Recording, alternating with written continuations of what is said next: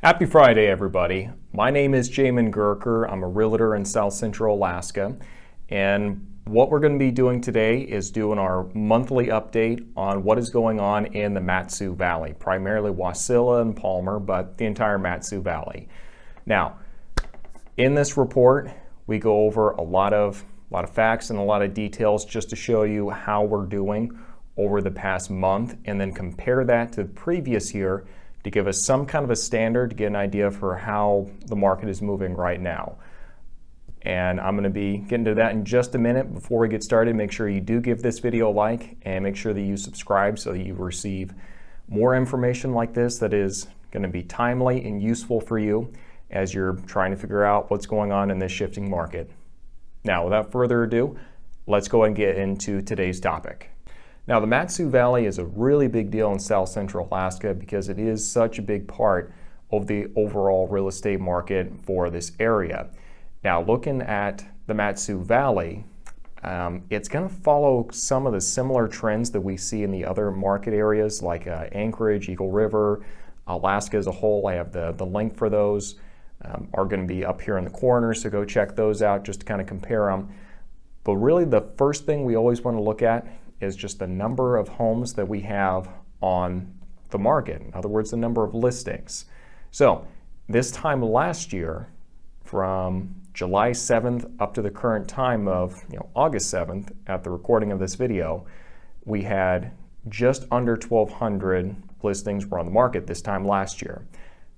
Today, during that same time period, 854. So the amount of inventory, the number of listings that are on the market is actually down by 28%. So that just follows the trend of the area that even though COVID is subsiding a little bit and we're able to kind of get back to business a little bit more than we were a couple months ago, the overall amount of inventory is still pretty compressed compared to where we usually were before, which is great if you're a seller. We'll get to more on that in just a couple minutes. Now, looking at the number of new listings that are on the market, this is kind of interesting to me. We're actually only seeing a 1% decrease for the number of new listings that came on the market during that time frame from July 7th to the current time in August 7th compared to that year to this year. Only a 1% difference, which means there's roughly about 320 odd new listings that came on the market in both years. So what that's telling us is that even though the pandemic is lifted, we're not seeing a huge surge of inventory where suddenly just everybody jumps onto the market at the same time and we're just right back to normal. So even though the pandemic lifted, we did see kind of a surge, but it didn't compensate for the amount of inventory that we had in the previous months. And go and talk about that more in some previous videos. But that's just kind of an indication. A lot of folks are deciding, hey, might not be the best time right at the moment.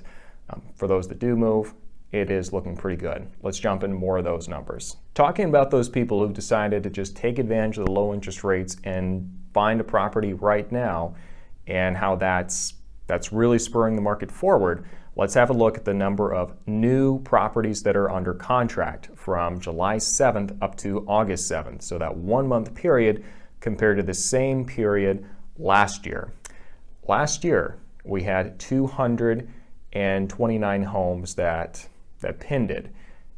This year, same time period, 307 homes went under contract, which means we were actually seeing a 34% increase in the overall number of homes that are going under contract. So despite the inventory being really low and despite kind of a lagging of new homes coming on the market, we're seeing that people are still super motivated and they still want to take advantage of the low interest rates. So that's a really promising indicator for our market. Looking a little bit closer at the indicators of the market really speeding along here, let's have a look at the number of properties that actually sold during this time frame from July 7th to August 7th compared to the same time last year. What we see is that there were 208 properties that pinned during that time frame. This year, there's 253. So what we're seeing is there's actually a 21% increase in the number of properties that actually sold. So again, great indicator, means that really about a month and a half, 2 months ago, properties were pending very quickly, and the number of new pended properties is also doing very well also. So we can expect to see that high number going into the future, because it usually takes about 45 to 60 days on average. The lenders and title companies are really backed up right now just with how busy they are with the volume. But still on average about 60 days or so is what we're seeing. So promising indicators moving forward.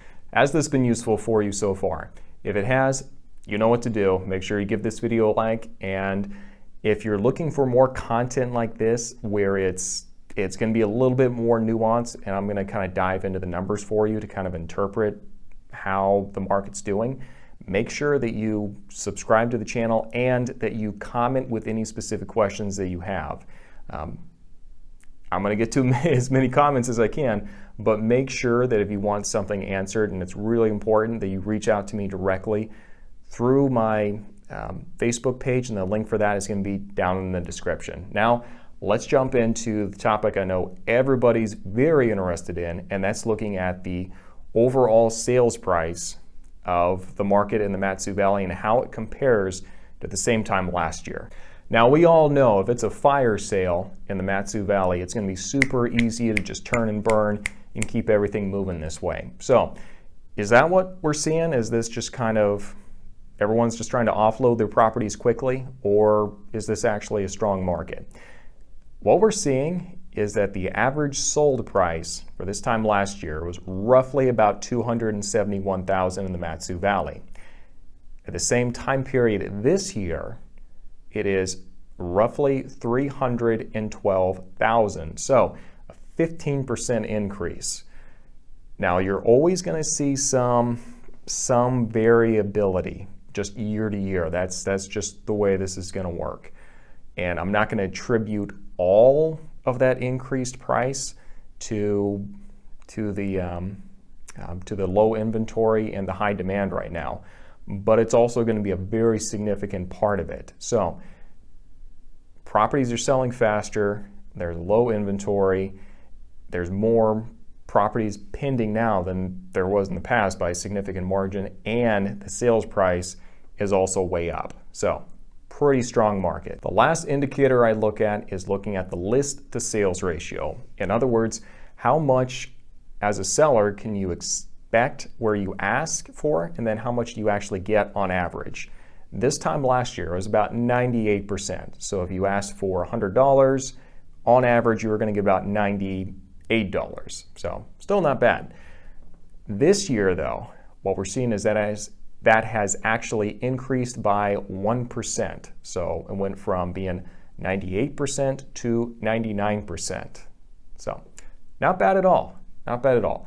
So it doesn't sound like very much, just 1%, but if you're selling a larger property, let's say a $400,000, $500,000 property, 1% of that's going to be a decent little chunk of change. So in summary, these are all positive indicators, and what we're doing is we're interpreting what the market is telling us right now about what the conditions on the ground are.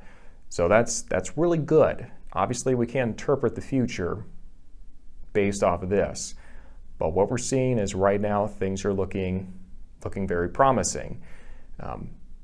Every area is going to be a little bit different, and obviously, as soon as we start diving deeper, the implications and how everything's impacting your specific area might be different.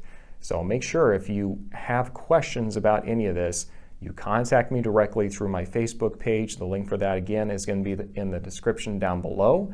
If you want to receive more information like this, make sure you know what to do. Subscribe and make sure that you like this video, so I know that I need to continue providing valuable content like this for you in the future.